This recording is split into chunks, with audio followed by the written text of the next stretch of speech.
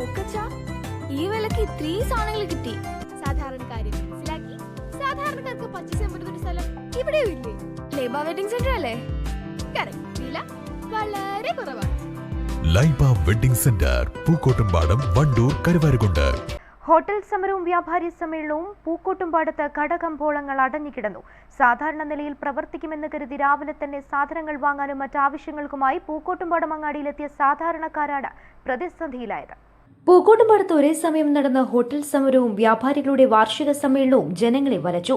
അവശ്യ സാധനങ്ങൾ വാങ്ങാൻ അങ്ങാടിയിലെത്തിയവരാണ് വ്യാപാര സ്ഥാപനങ്ങൾ തുറക്കാത്തതിനെ തുടർന്ന് ഏറെ നേരം ദുരിതത്തിലായത്. പാചകവാതക വില കൂട്ടിയതിൽ പ്രതിഷേധിച്ച് Kerala hotel and restaurant association ആഹ്വാനം ചെയ്ത കടയടപ്പ് സമരവും ഇതിന്റെ ഭാഗമായി ഹോട്ടലുകൾക്ക് പുറമെ മറ്റ് പ്രധാന കടകളും അടഞ്ഞുകിടന്നത് ജനങ്ങളിൽ ആശങ്ക സൃഷ്ടിച്ചു.